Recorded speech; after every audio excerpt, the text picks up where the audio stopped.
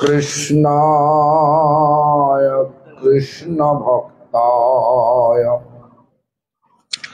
तद्भक्ताय नमो नमः। भज श्री कृष्ण चैतन्य प्रभु नित्यानंद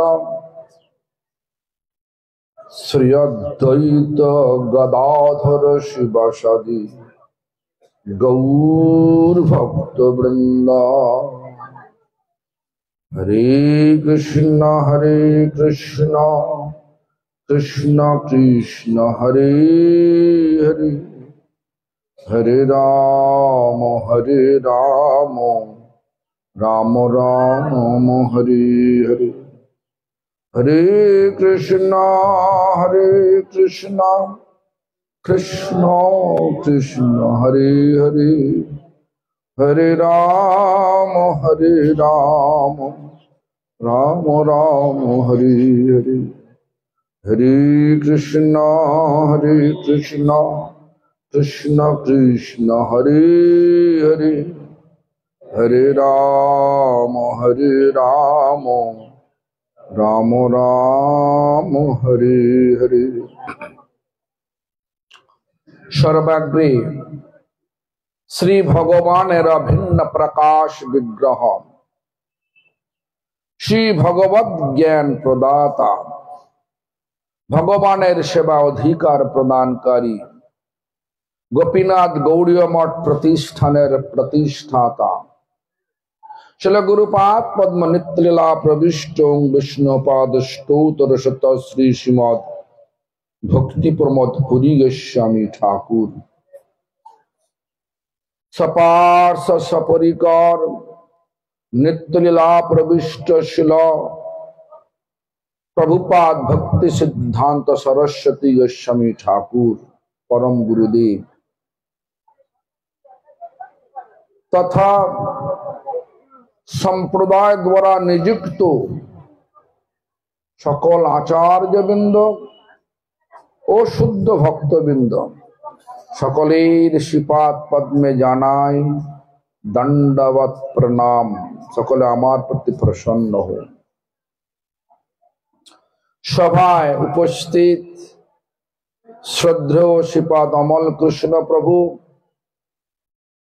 डाक्तार बाबू बोली आमरा तथा वैष्णव वृंद वैष्णवी वृंदा मातृमंडली सज्जन वृंद सकलके जानाई आमार यथायोग्य सम्भाषण। सकले आमार प्रति प्रसन्न हो। आज के सभाटा शुरू ही है पंडित प्रवर नाम दिए। पंडित प्रवर जे मुहूर्ते सभा शुरू हलो अत्यंत दुखेर संबाद एसे उपस्थित हलो। जेमन प्रभु कहे दुख मध्य कोन दुख सार, राय कहे कृष्ण भक्त विरह बिना दुख नया।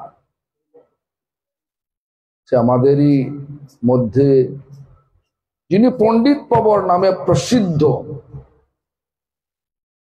आमार श्रद्धेय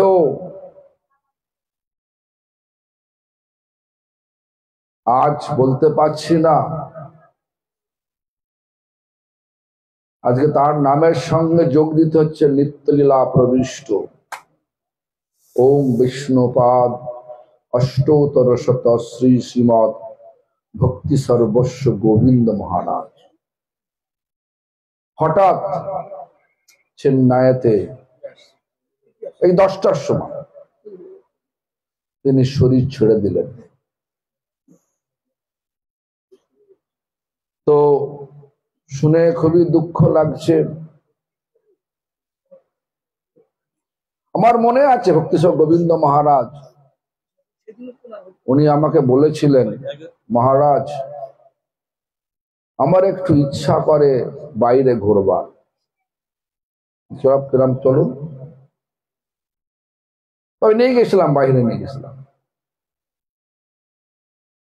তারপরে বলেছিলেন আমেরিকা যাবার ইচ্ছা ছিল, কিন্তু আর উনি যেতে পারলেন না। কেন? আমেরিকায় যেতে গেলে একটুখানি ইন্টারভিউ দিতে হয়। সে ইন্টারভিউয়ে পাশ করা খুব মুশকিল। তো যাই হোক, আমি দেখেছি ভক্তি সর্বস্ব গোবিন্দ মহারাজের সরলতা। এই সরলতা দেখি আমার মনে আছে। তার নাম তো আমার গুরুদেবের কাছে বৃন্দাবনে এসে সন্ন্যাস নেবার কথা জ্ঞাপন করার সঙ্গে সঙ্গে আমার গুরুদেব বলেছিলেন, তুমি তো পণ্ডিত, তোমাকে সন্ন্যাস দিতে আমার কোনো দ্বিধা নেই। এইভাবে তাকে নামও দিয়েছিলেন ভক্তি সর্বস্ব গোবিন্দ মহারাজ। আজ আমাদের কাছে আর সেই অন্যভাবে বলা যাবে না, আজ থেকে যোগ দিতে হবে নিত্যলীলা প্রবিষ্ট। শুনে খুবই দুঃখ লাগছে। আর আমি মনে করছি যে শব্দটা এলো কোত্থেকে, আর সেই শব্দের সঙ্গে সঙ্গেই তার 5 মিনিট পরে সংবাদ আমার কাছে এলো যে উনি আজ সকাল 10টার সময় চেন্নাই হসপিটালে তার ওপেন হার্ট সার্জারির অসফলতার জন্য তাকে প্রাণ বিসর্জন করতে হয়েছে। তো যাই হোক, কৃষ্ণ ভক্ত বিরহ বিনা দুঃখ নাই পর। মনে পড়ে যায় আমাদের যে আমরা কীর্তন করি না, বা গুরুদেবের আরতি কীর্তন, প্রভু পাদ পদাশ্রিত শিষ্য বরং বরসৌ মতনু মনু ধর্ম পরং পরভক্তি প্রমোদ নিবাস যুতং প্রণমামি পুরী চরণং সততম। এই পুরো যে 11খানা শ্লোক, যেটা আমরা প্রত্যেক দিন সকালবেলা গুরুদেবের আরতিতে কীর্তন করি, ওটা ভক্তি সর্বস্ব গোবিন্দ মহারাজ দ্বারাই রচিত হয়েছে। আজকে আমরা যেমন মহাপ্রভু বলেছিলেন, হরিদাস ঠাকুরের কলেবরকে তুলে নিয়ে বলেছিলেন, শূন্য হইল মেদিনী। তা আমরাও জানবেন, আজ গৌড়ীয় মঠ যেমন ভক্তিবিনোদ ঠাকুর ছিলেন, তার পরবর্তীকালে আমার গুরুদেব বলতেন শ্রীধর গোস্বামী মহারাজ। ভক্তিবিনোদ ঠাকুর চলে যাওয়ার পরে না সুন্দরানন্দ বিদ্যাবিনোদ প্রভু, সুন্দরানন্দ বিদ্যাবিনোদ পরে শ্রীধর গোস্বামী মহারাজ, শ্রীধর গোস্বামী মহারাজের পরে আরো অনেক পণ্ডিত ছিলেন। তার মধ্যে অন্যতম আমার জ্যেষ্ঠ সন্ন্যাস গুরু ভ্রাতা ভক্তি সর্বস্ব গোবিন্দ মহারাজ। প্রত্যেক বৎসর আমার সঙ্গে দেখা হতো কোনো অনুষ্ঠানে। যেমন এই লাস্ট দেখা হয়েছিল বৃন্দাবন পরিক্রমায় মান সরোবরেতে। উনি মান সরোবরের মন্দির দর্শন করে মন্দির থেকে নেমে আসছেন, আর আমিও ঢুকছি। দর্শন করেই আমি দণ্ডবোধ করলাম, উনি আর কথা বলো না।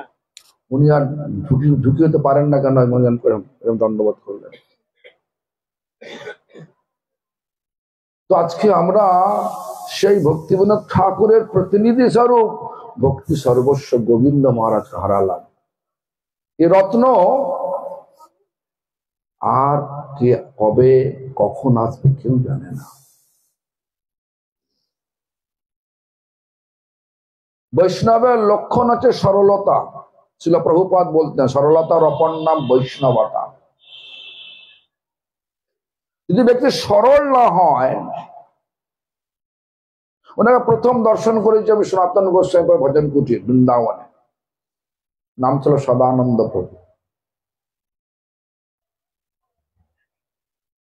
সদ্য তিনি গত কার্তিক মাসে ওনায় নিজের একটা মঠ স্থাপন করেছে রাধা কুণ্ডে।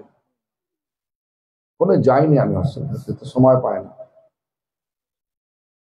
তা আজ তিনি চলে গেলেন, কে কখন যাবে ভক্তন ঠাকুর বলেছেন না, তিনি লিখেছে, ভক্তন ঠাকুর লিখেছেন যে আমরা ভাবছি যে এখন হরিভজন করব না, পরে করব। জীবন সমাপ্ত কালে করিব ভজন, এবে করি গৃহ সুখ, এ কথা কখনো নাই বলে বিজ্ঞজন। আজিবা শতেক বর্ষে অবশ্য মরণ, নিশ্চিন্তে না থাকো ভাই, যত শীঘ্র পারো সেব গোবিন্দের চরণ। আজকে সুজয় প্রভু কাঁদছেন। কে কাঁদে? বিরহ হলে কাঁদে। কখন বিরহ হয়? যখন সম্বন্ধ হয়। সম্বন্ধ হয় কিসে? সম্বন্ধ হয় সেবার দ্বারা।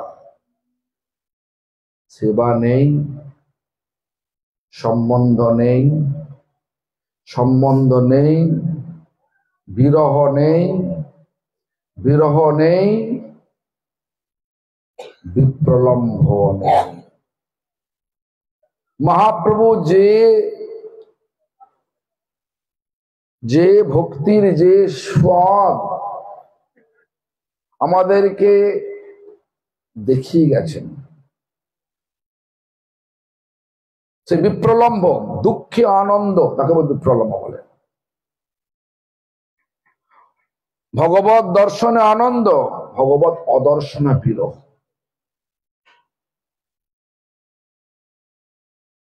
তো বৈষ্ণব দর্শনের কথা আজকে হয়েছে।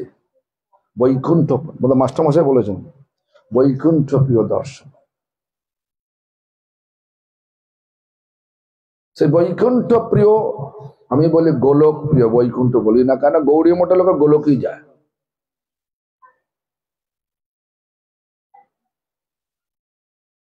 তো আজ সত্যি করে বিরহ, এই বিরহ কার হয়েছিল? যার সম্বন্ধ হয়েছে। তো রূপ গোস্বামী পাদের যখন যখন অপ্রকট লীলা প্রকাশ করলেন রূপ গোস্বামী পাদ, তখন রঘুনাথ দাস গোস্বামী, দেখুন রাধাকুণ্ড গৌড়ীয় বৈষ্ণবদের কাছে সর্বোচ্চ স্থান।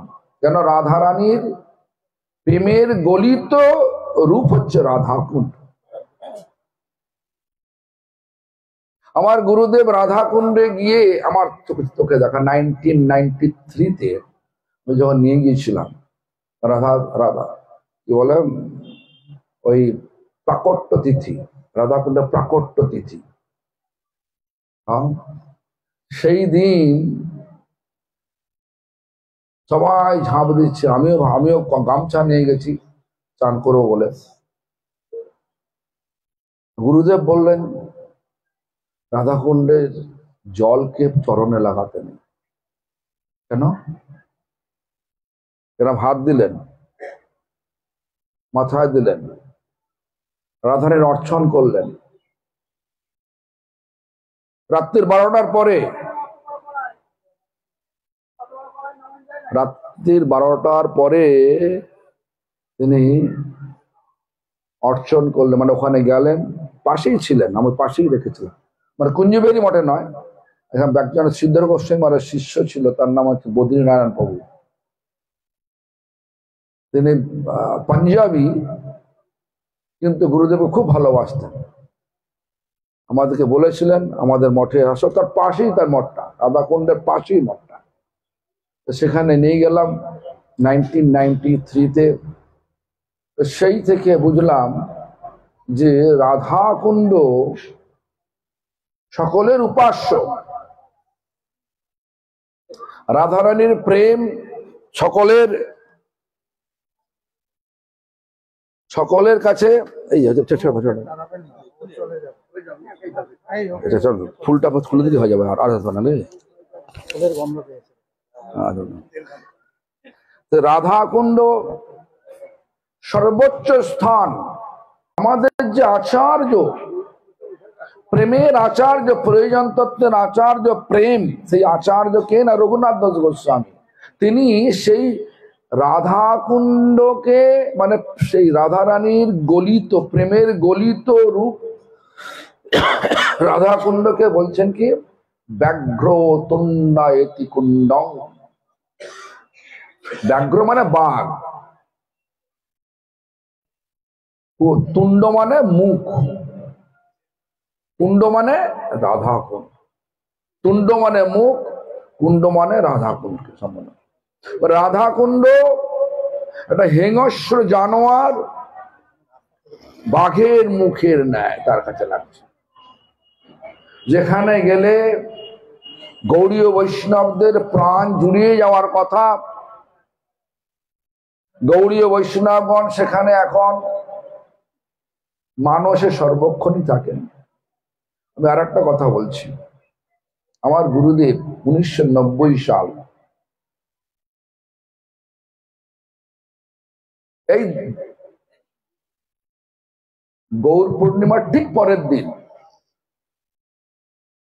1990 সালে আমাদের গোপীনাথ গণে হয়েছে বটে, কিন্তু আমরা থাকতাম চৈতন্য গৌড়ীয় মঠে। মাস্টার জানে কিনা জানি না, আমরা থাকতাম চৈতন্য গৌড়ীয় মঠে।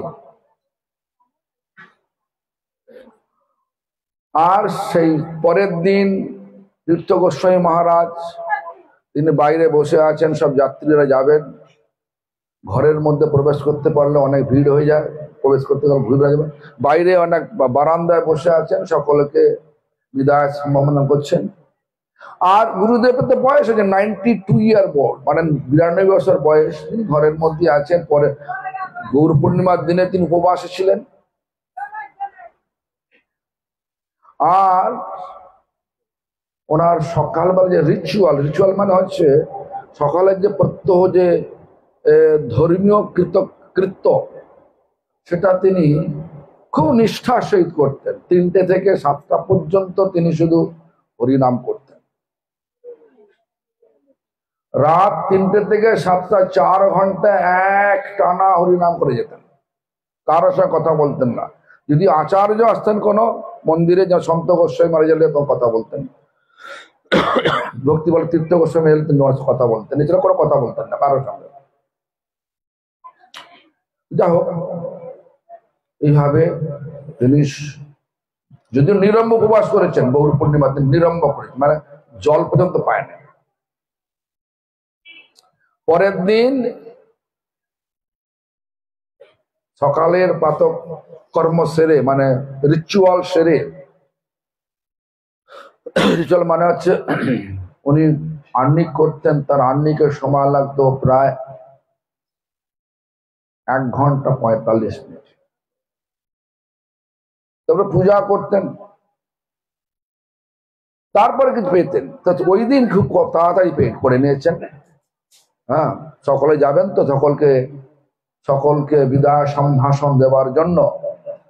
তো উনি তো ওনার বিছানা বসে আছেন, বালিশ লাগিয়ে দেওয়া হয়েছে, আর এই হাঁটুর ওপর একটা পা তুলে দিয়ে এই হাঁটুর ওপর হাতটা রেখে, হ্যাঁ, উনি মালা করছে। করতে করতে হাত নড়ছে, কিন্তু মনে হচ্ছে কোথায় হারিয়ে গেছেন। সব ভক্তরা এসেছেন, সমস্ত ভক্তরা ঘরের মধ্যে ঢুকে আর যাচ্ছেন না, ঘর ভর্তি হয়ে গেছে। তো একজন শ্রী ভক্তিবিলাস তীর্থ গোস্বামী মহারাজের শিষ্য, তিনি আমার গুরুদেবের পূর্বাশ্রমের সঙ্গে যোগাযোগ ছিল, মানে আত্মীয় পরিচয় ছিল। তার বাড়ি অশোকনগরে, নাম আনন্দ গোপাল দাস। তারও তাড়াতাড়ি ছিল, উনি খানিকক্ষণ অপেক্ষা করার পরে যেতে হবে, ওনাকে জাগাতে হবে। এইভাবে জোরে একটা ডাক দিলেন, মহারাজ। এই ডাক দেওয়ার সঙ্গে সঙ্গে গুরুদেব, ও আনন্দ, তোমরা সঙ্গে বসে আছো, আমাকে ক্ষমা করবেন, আমাকে রাধারানী সেবা দিয়েছিলেন রাধা কুণ্ডে, সেইখানে সেবাতে ব্যস্ত ছিলাম, ওই জন্য আপনার অনেক অসুবিধা হলো। তিনি আস্ফালন করছেন, আপনারা সকল আমার জন্য অপেক্ষা করছেন, কিন্তু আমি তো রাধা কুণ্ডে চলে গেছিলাম, রাধারানী সেবা দিয়েছিলেন। সেবাটা বলেননি উনি।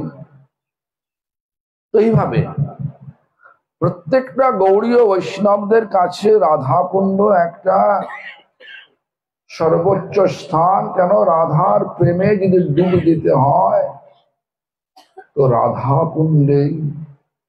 কুণ্ডের চিন্তা করতেই হবে। তো যাই হোক, সেই দেখেছিল আমার গুরুপাদ তিনি মনে মনে রাধা কুণ্ড বা বৃন্দাবনে বিচরণ করতেন। তো ওই দিন আমি দেখেছিলাম ওনাকে বলতে, সাধারণত উনি বলতেন না, কোনো কিছু জানাতেন না, পরিস্থিতি এসে গেলে বলতেন। সেই প্রয়োজন তত্ত্বের প্রেমের আচার্য রঘুনাথ দাস গোস্বামী তিনি লিখছেন, ব্যাঘ্র তুণ্ডায়েত কুণ্ডং, রাধা কুণ্ড আমার কাছে বাঘের মুখ দেখাচ্ছে।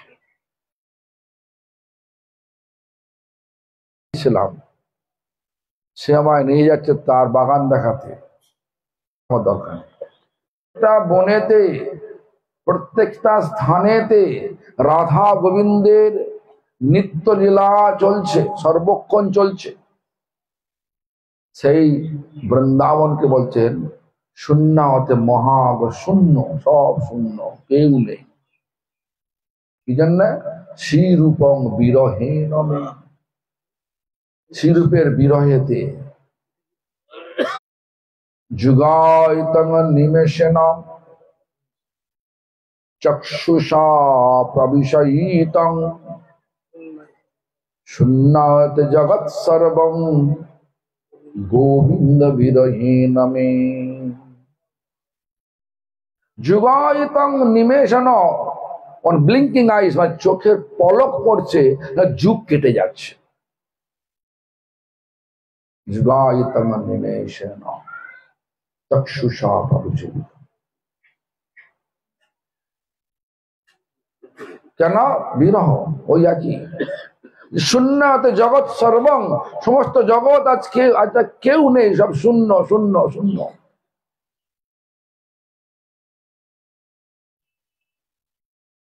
কেন? গোবিন্দ বিরহীন। স্বয়ং কৃষ্ণই আজ চৈতন্য মহাপ্রভু রূপে আমাদের কাছে এসেছেন, আর তিনি বিরহ দেখাচ্ছেন। বিরহটা কি? আর সেই বিরহের কথা তিনি আবার রায় রামানন্দ সংবাদের মধ্য দিয়ে জিজ্ঞাসা করলেন। রামানন্দ রায়ের মুখ দিয়ে সকল জগতের সকলকে জানাচ্ছেন। তিনি প্রশ্ন করছেন, প্রভু কহে দুঃখ মধ্যে কোন দুঃখ সয়? তার উত্তরে বলছেন কি, কৃষ্ণ ভক্ত বিরহ বিনা দুঃখ নাই। আজ আমাদের প্রত্যেকেরই বিরহ দরকার।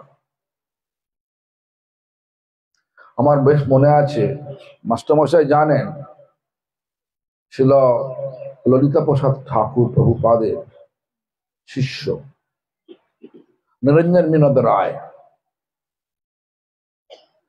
নিশ্চয়ই জানেন, আপনি আপনি জানেন তো থাকেন নিরঞ্জন রায়। উনি একটা আমার গুরুদেবের বিরহতে লিখেছেন, একটা সুন্দর কীর্তন লিখেছেন। কিরকম? চিন্ময় সুখ ছবি আর না হেরিব,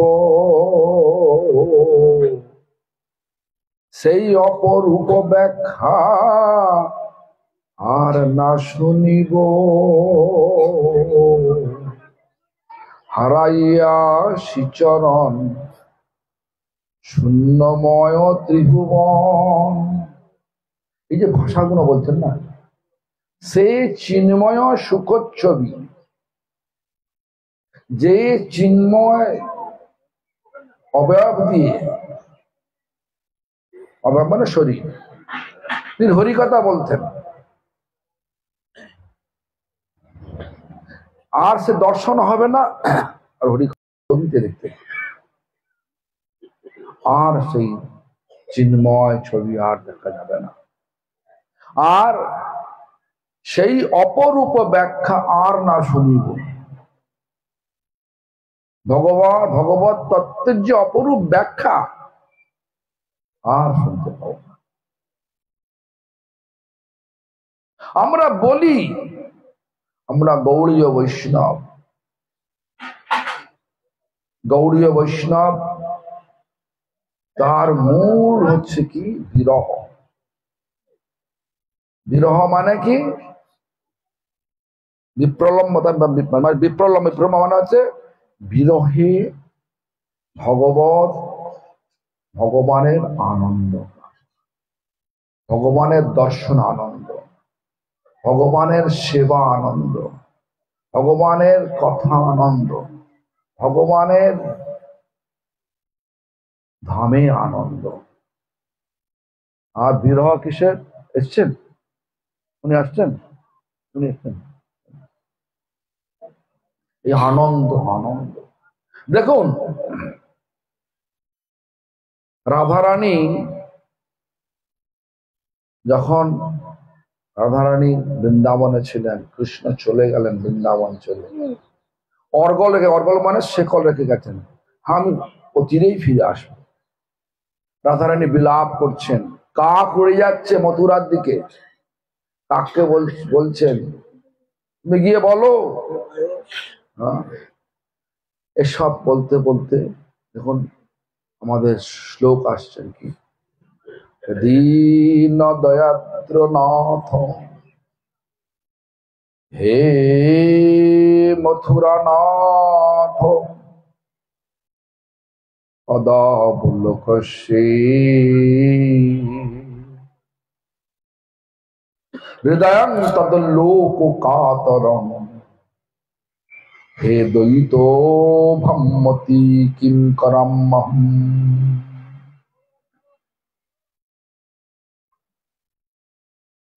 তখন এই শ্লোকটা বলে চরম শ্লোক, বিরহের চরম শ্লোক। এটাকে শ্রীল কৃষ্ণদাস কবিরাজ গোস্বামী পাদ বললেন, এইভাবে বললেন, কি বললেন?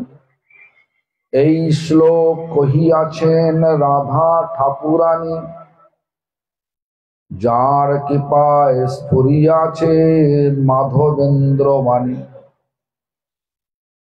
কিবা গৌরচন্দ্র ইহা করে আস্বাদন, ইহা আস্বাদিতে আর নাহি চৌথা জন।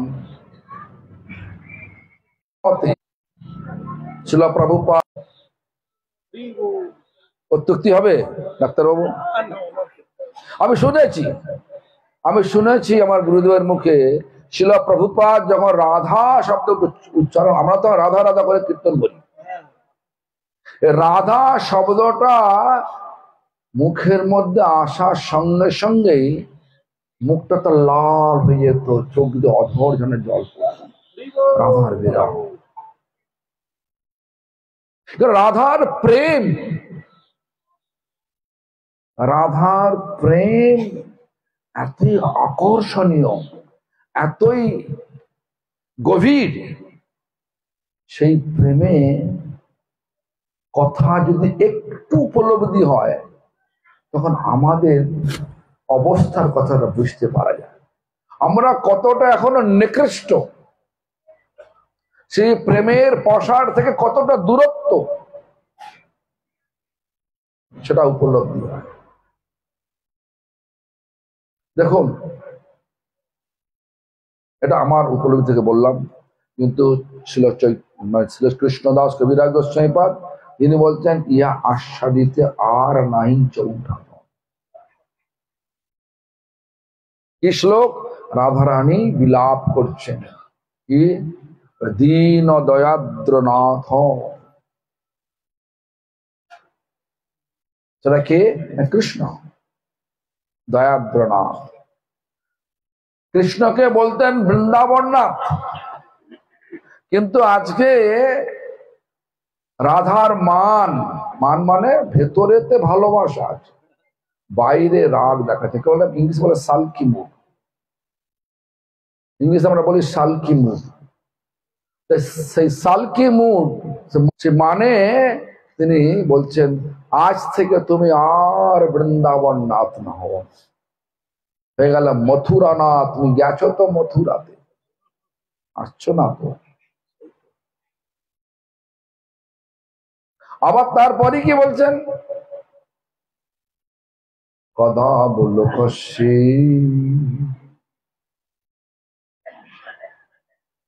হৃদয়াং তদ লোক কাত। তোমার বিরহে আমার হৃদয়টা কাতর হয়ে গেছে, বিরহেতে। কেন? তারপরেই বলছেন হে ব্রহ্মতি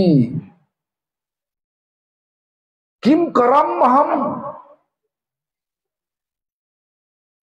আমি পাগল হয়ে গেছি। কি করব, আপনি নেই। আজকালকার দিনে যদি গুরুদেব যান ঘরেতে, একদিন দুদিন যাওয়ার পরে বল বাবা চলে গেছে, ভালো হয়েছে, শান্তি পেয়েছি, নাকি? যেমন আমার গোপাল বলছে যে আপনার আজকেই শেষ হয়ে গেল, এখন আমরা আর নিশ্চিন্তে ঘুমাবো।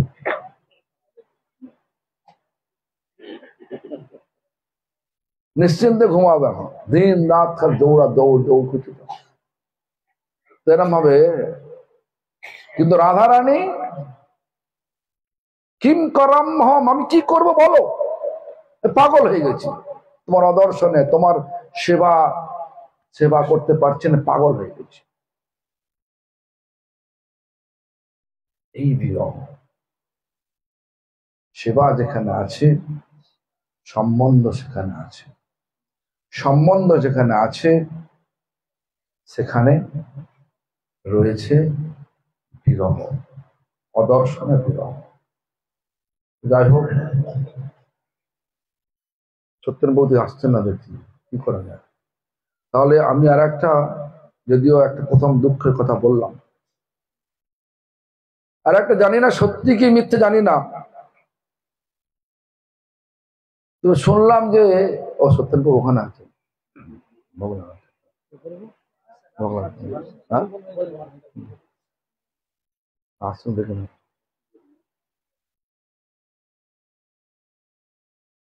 আপনি আসবেন তো বলবেন? হ্যাঁ, তাহলে আপনি আসুন না, আপনার জন্য অপেক্ষা করছে। তো যাও শুনুন, আস্তে আস্তে আমি কথাটা বলে নি। আমি জানি না সত্যি কি মিথ্যে জানি না, শুনলাম যে বাসুদেব প্রভুর কাকা